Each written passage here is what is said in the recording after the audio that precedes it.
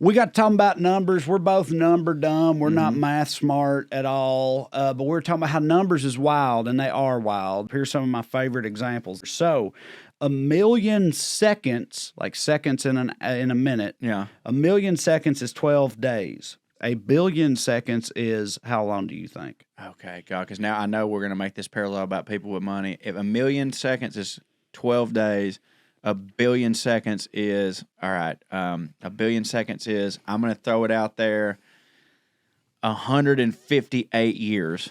It's 31 years. And 1,000,000,000,000 seconds is... Okay, all right, 31. So we went from 12 days to 31, doing some exponential shit in my brain. Mm-hmm. What your brain was built for, exponential shit. 4 decades. 31,688 years. God damn. Yeah, dog. You mentioned you were talking about folding a piece of paper in half and it could reach the moon. Yeah. So the specifics of that are apparently... So I wasn't wrong, that's a thing?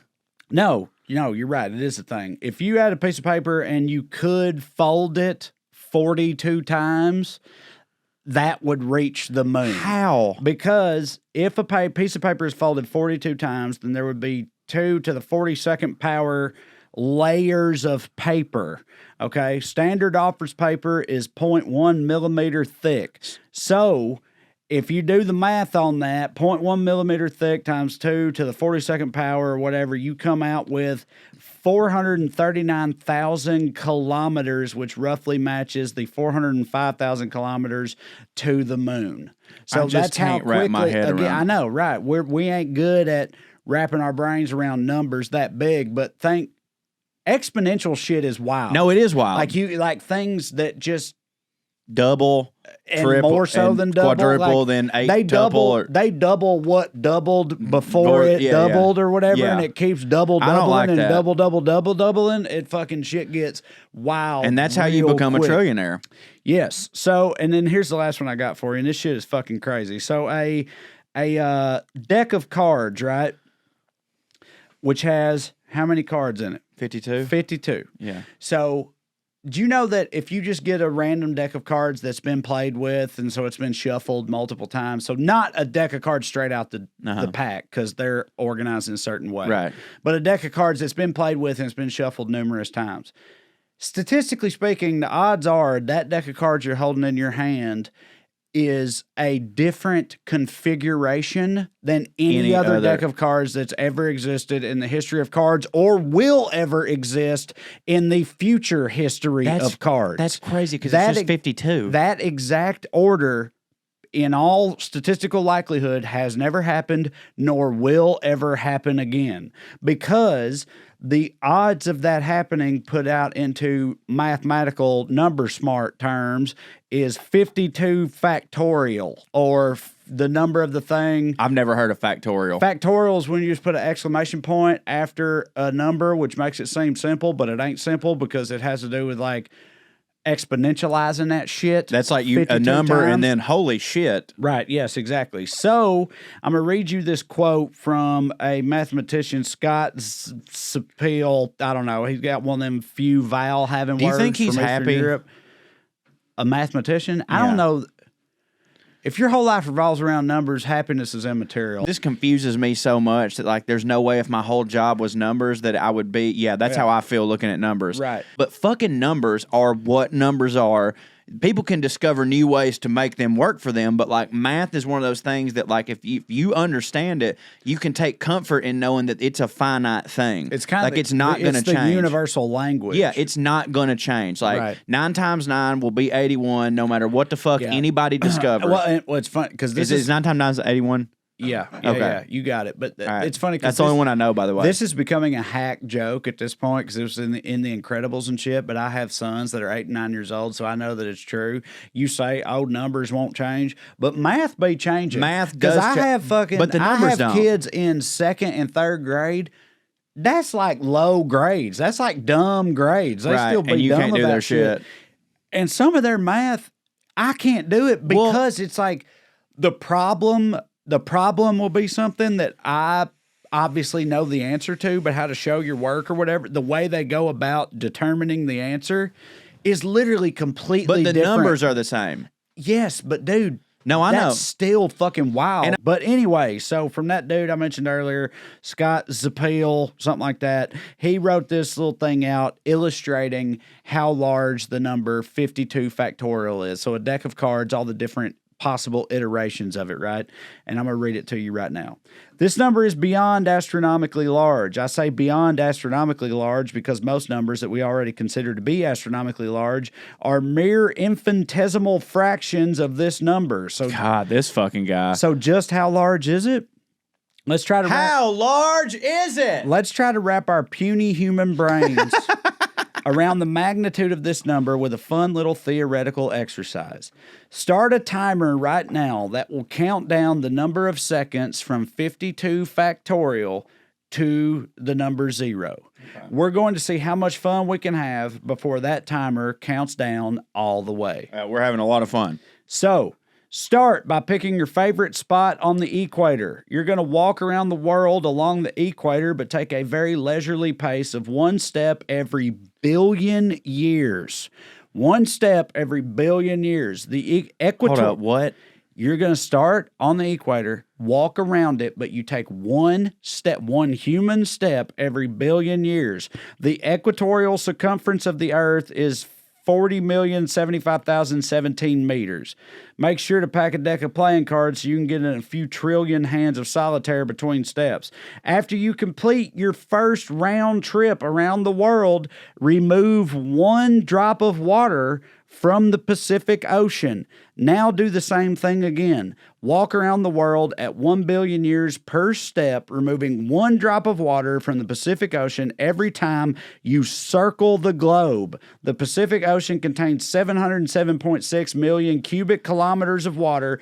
Continue this until the ocean is empty.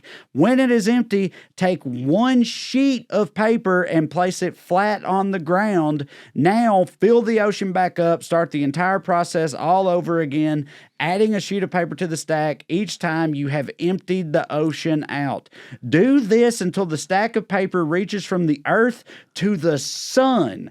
Take a glance at the timer. You will see that the 3 leftmost digits have not changed. You still have 8.063 exponential to the 67th power more seconds to go. One astronomical unit, the distance from the earth to the sun, is defined as 149,597,000 kilometers. So take the stack of papers down, do it all over again, do it 1,000 times more.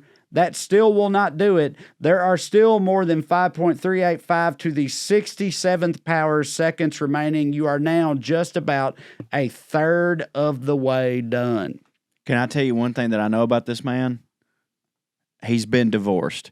You know what I'm saying? Like, obviously this guy's so smart that he can come up with all that stuff, but like he very much sat in his chamber and ignored so many meals coming up with that shit. So listen, I'm almost done, but I'm not entirely Of course done. you're not, because it goes on for an infinite finite epoch. Listen, you're a third of the way done. So he says, to pass the remaining time, here's what you do. You start shuffling your deck of cards. Every billion years, deal yourself a 5-card poker hand. Every time you get a royal flush, buy a lottery ticket. A royal flush occurs 1 in out of every 649,740 hands. If that lottery ticket wins the jackpot, throw a grain of sand into the Grand Canyon. Keep going, and once you have filled up the Grand Canyon with sand, remove 1 ounce of rock from Mount Everest. Empty the Grand Canyon, start all over again. Once you've leveled Mount Everest, look at the timer. You still have 5.364 to the 67th power seconds remaining.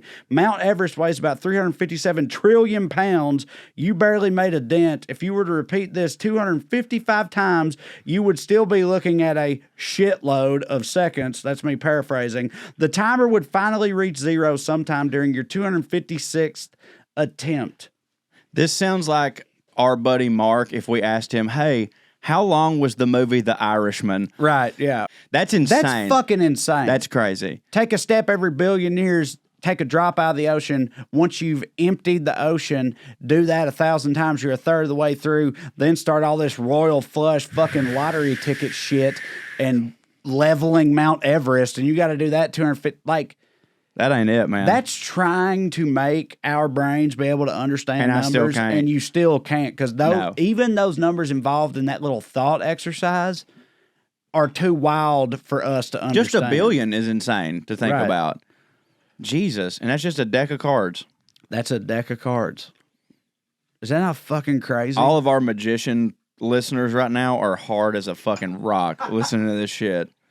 Yeah, man. Little fun fact we know about magicians because we got magician buddies. Yeah, my buddy Andy Steele. Also, shout out Magic Mike. Magic Mike and Andy Steele. Yeah, absolutely. Two great magicians. Two fantastic warlocks. I know from fucking with them that they get a new deck of cards like every day. Like everything they do is a brand new deck of cards. Oh yeah, no, Andy. So they go through a shitload of decks of cards. Oh yeah, Andy. When we were hanging out in New York, Andy, he didn't walk around with a deck of cards. He walked around with a case of a deck of cards. You know what I mean? Like he would have a sleeve of a deck of cards. Like me and you with bags of chips. Exactly. If y'all know what a bags of chips is, it's it's a bag that has a bunch of bags of chips in it. Yeah.